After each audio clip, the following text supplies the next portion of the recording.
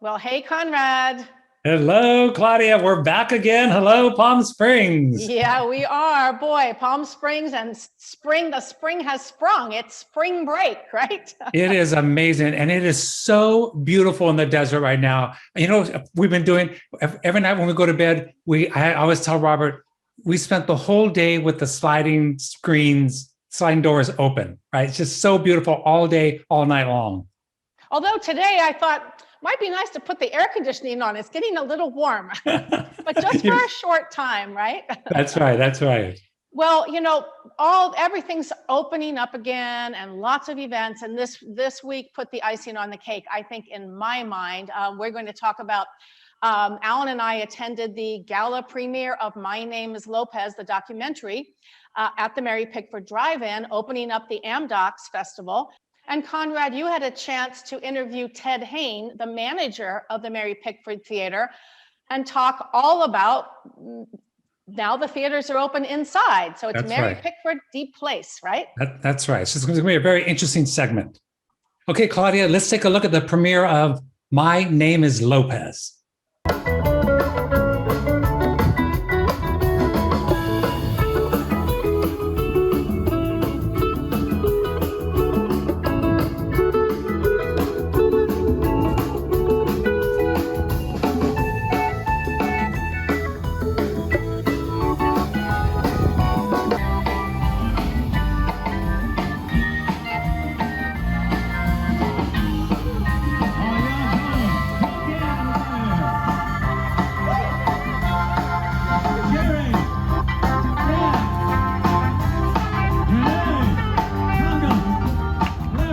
Just watched the Trini Lopez documentary by the Ebersol Hughes production company. It was fantastic. Absolutely fantastic. Really fantastic. I didn't know much about Trini Lopez, and now I can't believe I didn't know about Trini Lopez.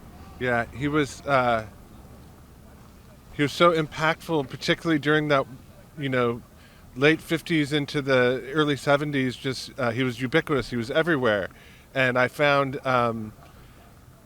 Sort of like how Forrest Gump, he was everywhere and with everyone in every important moment with all these important people. Okay, so Michael Martinez, tell us about what'd you think about the movie? Oh my God. The film. Oh my God. Okay, so watching it, and it's a lot of things that I've heard before. So.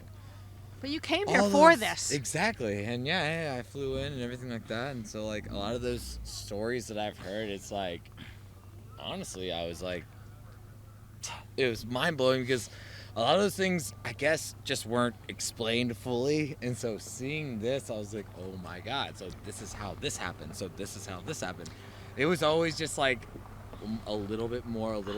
And what's your relationship? So to it's Trini Lopez. It's my dad's uncle. So See, my great that uncle. Would be your great uncle, yeah. Okay, so we just saw My Name is Lopez, the premiere, and I'm here with Salvador Martinez, Trini's nephew. Trini's nephew and Trini Lopez. Trini Martinez, Trini also nephew to Trini Lopez. Oh my God, you guys are fantastic. You're so wonderful. Relatives, and what did you think? It was incredible. It was very heartful. I know. And Uncle was amazing, and it's very emotional, extremely emotional. Yeah, I think my brother will tell you that. I mean, the history, what he's done, all his, not just the achievements, but really the backbone of just his culture, never forgetting it. Always, it was the forefront of being who he was, Mexican-American, Latino, and to never let it die. I mean, my heart is just it's unbelievable. What a legacy. It was amazing because there were things I thought oh yeah, I grew up with him, I remember him. But although there was so much there that I never knew about, right? No, very much so. Right? And also, even on our behalf, to know that my uncle was a tío in Spanish, which means uncle, and he was, as much as he was all this as an entertainer, all that, he was an uncle first to all of us, and he was very kind to us, and he was very good to us. Changed our lives. My brother knows that. I know that. All my cousins know that, and we're just honored and we're touched by all these beautiful people. And take the power of music. So I mean, it shows shows. The power of music. It shows you what the power of and he would music always is. say It the power of crosses music. boundaries, That's right. it crosses cultures, and people relate and right. and You know, it's Well, just so I much feel to like it. that's all that was important to him. He wasn't concerned with like the stardom and this and that. It just happened. it It just was happened. organic, right? Very Right, organic, right, extremely, right. yeah, without a doubt. I don't Yeah. think he expected to ever, be what it was, but it was. So Kelly McQuinn, how did you like the film after you go-go danced? What did you think? Well, the go-go dancing was very fun, but go-go dancing in gravel is not as easy as one would think. But the film just captured the heart and the spirit and the legend of Trini, Right. and I just wish he could have seen it. Well, he almost got to the rough cut, although you know what was beautiful was just how he expressed himself all the way through, right? And what a pioneer. I learned so much from watching Right? it. What a pioneer for the Latino community, and how hard he worked, but also how luck found him. And he just has a heart of gold, and the community here, it's just been a trip down memory lane in a lot of ways. Seeing the movie for the first time on the big screen live with all of this activity. So I'm really overwhelmed because he was a dear friend. And I was thinking about this because I live in Los Angeles. As I was driving here, thinking about everybody that's been in this movie, that was involved in this movie, everyone knew Trini. Whether you knew him personally, whether you knew him in the community of Palm Springs, or you knew his music. Everyone knew him. And so imagine all that love that went into that movie when everybody knew him who made it. Oh, yeah. So it felt overwhelming. Of course, it was impossible to imagine he passed away right before this movie was finished. But his interview was complete, and we're able to build around that. Okay, so I'm here with Gail Gand, Gary Gand's sister of the Gand band. Little sister. Little sister, just little sister. Yeah. I'll get low. No. So, I mean, was this the first time you saw the film, or had you actually run through it? No, I had seen it a couple times before this, but never God, on a it's big freezing. screen. Okay. I'm one of the associate producers, and so is my daughter, Ella Sedita. Oh. Ella Gand Sedita. So we got a chance to see it Hello. at the time. But there were some changes tonight, so it was a little different. Oh, so what do you think? I mean, what did you think about the film? Well, I only cried about 5 times. I don't know Right.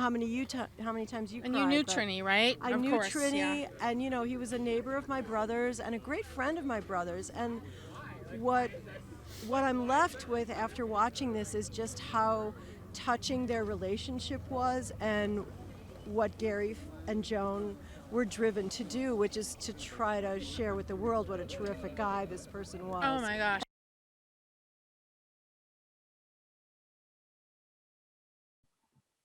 Well, what a fun event that was. Great night.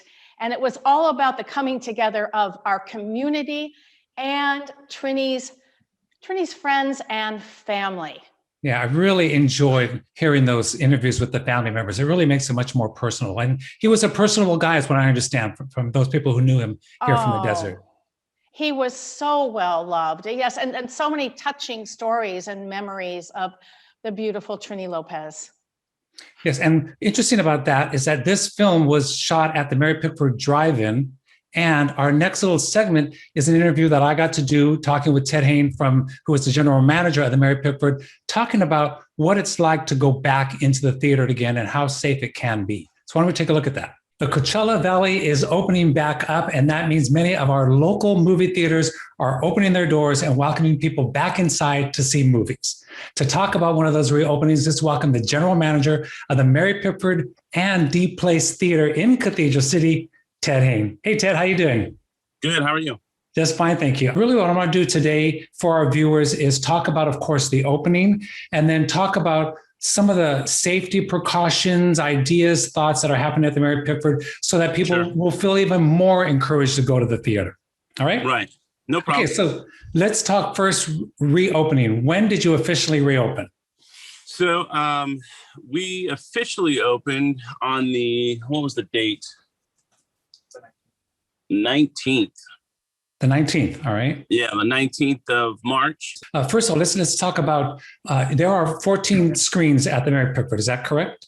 Right, yeah, we have 14 here, and then we have our 15th screen, which is our drive-in currently. Right, and how many of the screens are now open? Is everything open? Yeah, we have everything open. Each auditorium is to 25% capacity. So our largest auditorium holds 210, so that translates to about 51 seats. And then, from there, the most people that you're going to have in any auditorium is one of our next largest is like 34 people. Wow. It's not, that's not a lot at all. And most auditoriums have 20 or less. Wow. Additionally, what we've provided is a couple opportunities for people to rent out auditoriums. We have packages that are strictly just the movie. And then there's packages that include a concessions component at a bulk rate. So if someone is looking to come out and maybe bring their friends and family, or a few of them, we have groups of 10, 12, 20, and even 30 if needed. One of the big options that I always think about whenever I go to the movie theater, and that is concessions. And I know before the COVID experience happened, you had pretty much opened somewhat of a deli, sandwich shop, pizza, Sure, beverages. Right. Are all concessions back open again, or are they limited? We're at about 80% right now. Some of the options, like our specialty popcorn, our ice cream, even our selection of beer and wine, we've reduced and pared down a little bit, and additionally, like our choices of candy. So before we had 25, 26 different choices. Right now we're settling at about 12. And if you can't be happy with 12 options of candies, there's a problem, I think. Right, and they're the 12 good ones. It's not the 12 bad ones. So, so let's talk quickly about product, which you mentioned just a few moments ago. And this is a question maybe for you, really as a manager of a theater. Do you feel that there is an issue with the fact that some movies are opening directly streaming and not going to the theater? Do you feel that that's going to hurt you? Or I think when all the dust settles and things kind of normalize, there will be probably a 45-day window as kind of the new norm, right? Which the theaters have fought against for years and years and years. But I think this has allowed everyone to kind of come to the table with, I guess, realistic expectations. Even in the new normal that we're coming into, there's still nothing like going to the theater to watch a movie. I love being at my home, and I love, stopping and starting and, answering the phone and doing all these things. But there's still nothing like going to the theater, getting my seat, especially at the Mary Pickford with the reclining seats. Right. And, just that experience of the big, big screen. There's still nothing like that. Right. No, we kind of view ourselves as an experience maker. That's what we're selling. We sell concessions and experiences, right. And we do that. And our tool to sell that is a movie. I think theaters are here. There's just going to be a new normal of theater, and we'll get the hang of it. So when people are buying tickets, they're going online, and are the seats blocked out? So there's only certain. No. How does that work? No, we've decided not to follow that model because it's unpredictable and strange for people, let's say they're in a family of 5 or 6, and now they're buying all these seats spread out, and it causes a lot more confusion. So we're allowing open seating, but we're helping people make sure that they're spaced properly. Mm-hmm. So we're actually physically getting involved in that. Furthermore, when they come in, we're actually notating where they sat in the room so that when we come in to clean, that we're specifically targeting seats and adjacent seats where people have been. We have our normal cleaning procedures just for, cleaning up snacks and things like that. But then we have a secondary, which is really, wiping the seats, making sure that, we've sanitized the areas. We have a cleaning crew every night regardless, and they're doing things a little bit differently than they used to because the target isn't just sweeping up and getting it, ready for open. It is also sanitizing and getting things, at a level where we're not going to be part of the problem. So Ted, let's kind of somewhat end by talking about the drive-in at the Mary Pickford. Will the drive-in continue? Is that an ongoing event that we're going to have now here in the Valley, or will that come to an end sometime soon? No, at this point, we're basically going to shutter at the end of April. That we have recently decided just based on the original rental contracts and everything that we had set up with the equipment. Well, Ted, On behalf of the community, you know, we're so glad that the Mary Pickford D-Place Theater is back. It's always a big highlight to go to the theater, especially there with the various seating options and the concession stands and just the good staff that you have there. And so, we're glad that you survived the 2020 world. I'm sure there's a whole story in there that we could go into, but I'm glad you guys made it. We're glad you made it. And welcome back. And to all of our viewers, you know, the Mary Pickford is open. The D-Place Theater is open. Come on down and enjoy a movie. All right, Ted, thank you much. Thank you. All righty, bye-bye. Well, Conrad, that was really interesting. You can see now that Mary Pickford has put such careful planning into the reopening with just minimal amount of people per theater, the spacing, and, you know, there's just, you can imagine the logistics of trying to do this and gently reopen safely. Safely, and for all 14 theaters. So it's good information that we think our viewers need to know so that they can feel good about going back into the movies.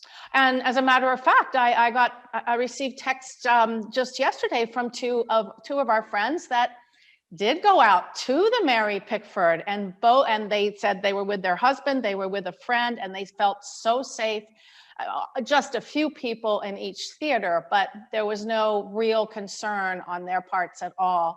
Of course, these friends have all been doubly vaccinated, so that's another, added plus that I think is important.